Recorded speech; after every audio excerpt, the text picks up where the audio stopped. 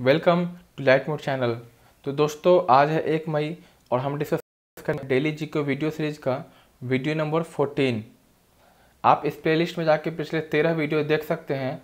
यह free of cost है और आपको काफ़ी फ़ायदा होगा। तो नंबर 1, मजदूरों के अधिकारों को बढ़ावा देने के लिए अंतर्राष्ट्रीय स्तर पर अंतर्राष्ट्रीय श्रम दिवस कब मनाया जाता है? 2 मई, 1 मई, 3 मई या फिर 31 मई? तो दोस्तों आज ही के दिन लेबर डे मनाया जाता है। Labour day ILO international labour organisation के द्वारा मनाया जाता है, जिसका कि हेडक्वार्टर है जिनेवा स्विट्ज़रलैंड में, और इसके डायरेक्टर जनरल है गाई राइडर। ILO का संगठन 1919 में हुआ था और इसके 100 वर्ष भी हाल में ही पूरे हुए हैं। तो बढ़ते अपने अगले क्वेश्चन की तरफ। ग्रामीण विकास मंत्री नरेंद्र सिंह तोमर के अनुसार मनरेगा के तहत कितनी राशि मंजूर की गई है? 24,500 करोड़, 17,800 करोड़, 14,200 करोड़ या फिर 33,300 करोड़? तो ग्रामीण विकास मंत्री नरेंद्र तोमर ने 33,000 करोड़ रुपए आवंटित किए हैं, जिसमें कि 20,624 crore has been released to liquidate all outstanding dues due to previous towards wages and material. तो जून तक के सारे एक्सपेंसेस इसी के अंडर कवर किए जाएंगे। जो भी खर्च वगैरह हैं वो उसके लिए यह पैसे रिलीज किए गए हैं। अप्रैल 2020 इस साल के अप्रैल 20 से अब तक मात्र 17% लोगों को काम मिला है मनरेगा के तहत, और यही आंकड़ा अप्रैल 20 से पहले 1% था पिछले महीने। तो बढ़ते हैं अगले क्वेश्चन की तरफ। दिग्गज अभिनेता जिनकी 67 वर्ष की आयु में निधन हो गई, तो इसके सही आंसर है ऋषि कपूर। आपको पता ही है, ही received the national film award as a child artist for Mera Naam joker. इन्होंने मेरा नाम जोकर, जिसमें कि एक्टिंग इनके पिताजी ने की थी, उसके लिए ही बचपन में इन्होंने नेशनल फिल्म अवार्ड जीत गया था। तो बढ़ते अगले क्वेश्चन की तरफ। CM कोविड-19 राहत कोष के लिए धन जुटाने के लिए कौन सा राज्य ऑनलाइन शतरंज टूर्नामेंट की मेजबानी करेगा? केरल, गुजरात, कर्नाटका या फिर महाराष्ट्र? तो कौन सा राज्य है जो शतरंज के थ्रू पैसे जुटाने की कोशिश कर रहा है? इसका सही आंसर है कर्नाटका। तो बढ़ते हैं अगले क्वेश्चन की तरफ। नीचे दिए गए स्टेटमेंट आपको बताना है कि नेशनल इन्वेस्टमेंट इंफ्रास्ट्रक्चर पाइपलाइन, उसका जो रिपोर्ट आया है उसके लिए कौन कौन सा स्टेटमेंट सही है। Number 1, the report contains recommendations on general and sector reforms relating to key infrastructure sectors for implementation by the state and centres of India. Second, the task force has projected a total infrastructure investment of above ₹111 lakh crore during the period of financial year 2019 to 2025 to make India a 5 trillion economy. Number 3, the finance ministry had set up a task force headed by the economic affairs secretary. तो इसके तीनों ही statement सही है, तो इसका option answer B हो जाएगा। आप देख सकते हैं कि 111 करोड़ इंफ्रास्ट्रक्चर के लिए आवंटित किया गया था ताकि हमारा GDP देश का 5 ट्रिलियन हो सके।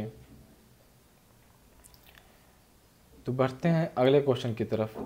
किस राज्य सरकार ने वार्ड और पंचायत स्तर पर दीनदयाल समितियों का गठन करने का निर्णय किया है ताकि कल्याणकारी योजनाओं का लाभ लोगों को चल रहे कोरोना वायरस संकट के दौरान मिल सके?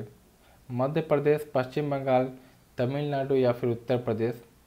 तो मध्य प्रदेश के सरकार ने दीनदयाल कमेटी गठित की है, जिसके तहत पंचायत लेवल पे जो भी कल्याणकारी योजना है उसका लाभ कोरोना के दौरान सभी को आसानी से मिल सके। बढ़ते अगले क्वेश्चन की तरफ। पूरे साल में अपने शानदार प्रदर्शन के लिए न्यूजीलैंड क्रिकेट पुरस्कारों में पुरुषों को एक दिवसीय खिलाड़ी का नाम किसने जीता है? तो इसका सही आंसर है Kane Williamson. Skipper Kane Williamson men's ODI player of the year खिताब जीते हैं, जबकि रॉस टेलर और White Ferns skipper Devine men और women T20 player of the award का अवार्ड जीते हैं रिस्पेक्टिवली। तो बढ़ते अगले क्वेश्चन की तरफ। भ्रष्टाचार विरुद्ध निगरानी CVC में सतर्कता आयुक्त के रूप में किसने शपथ ली है? दीपक मित्तल, सुरेश पटेल, पीयूष श्रीवास्तव या फिर नीरज प्रकाश। तो CVC जिसका ही गठन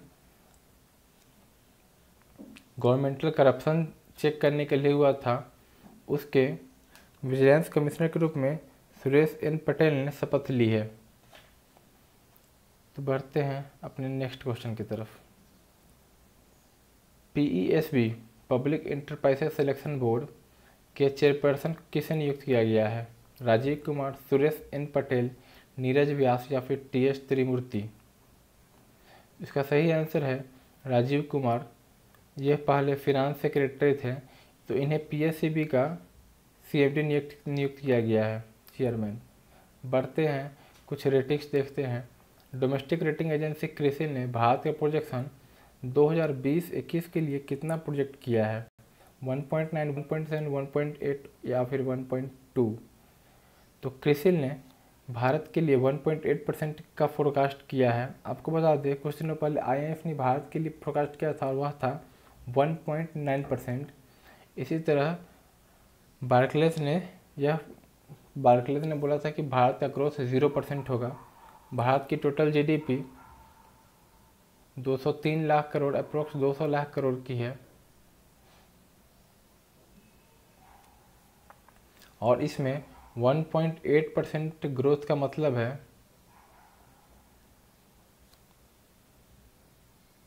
2.8 लाख करोड़ का GDP में इजाफा। तो बढ़ते हैं अगले क्वेश्चन की तरफ।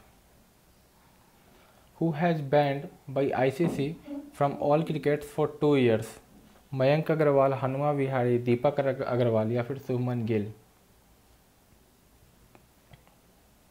तो सही आंसर है दीपक अग्रवाल। तो इन्हें बैन कर दिया गया है अगले 2 सालों तक क्रिकेट से। Moving on. S&P Standard and Poor's has also forecasted the world economy to contract by how much percent? 2.4%, 2.6%, 2.1% या फिर 2.3%। तो S&P ने यह बोला है कि वर्ल्ड इकोनॉमी लगभग 2.4 से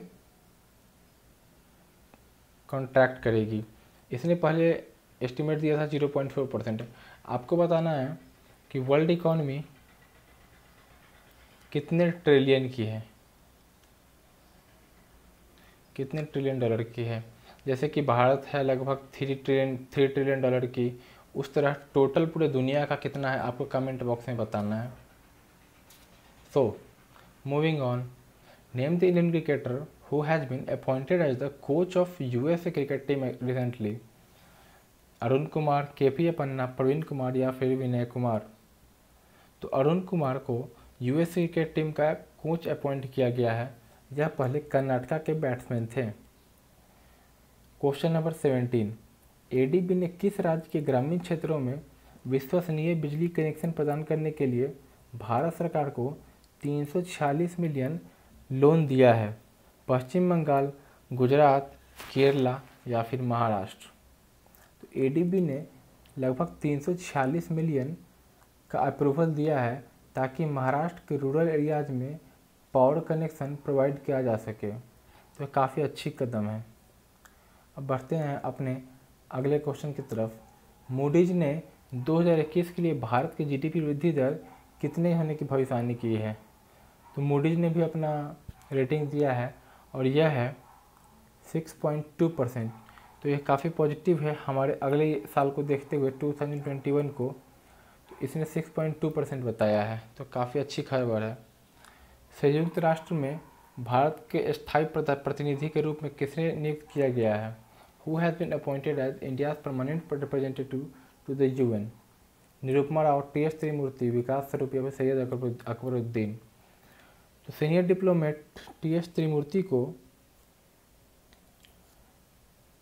यूनाइटेड नेशन में परमानेंट रिप्रेजेंटेटिव के तौर पर नियुक्त किया गया है।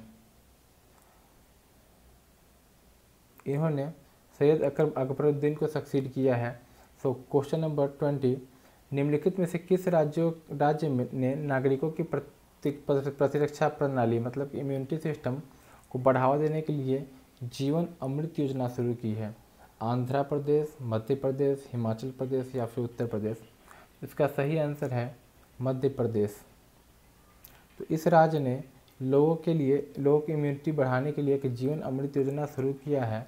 इस स्कीम के तहत लोगों को स्पेशल त्रिकुट चूर्ण दिया जाता है जो कि आयुर्वेदिक होता है। कुछ और बातें देखते हैं।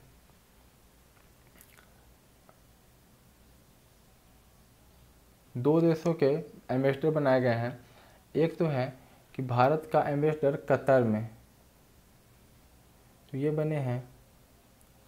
Next ambassador of India to Qatar is Deepak Mittal. Deepak Mittal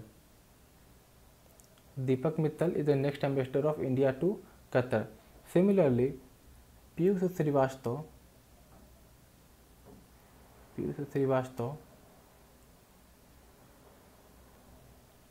is the next ambassador of India to Bahrain.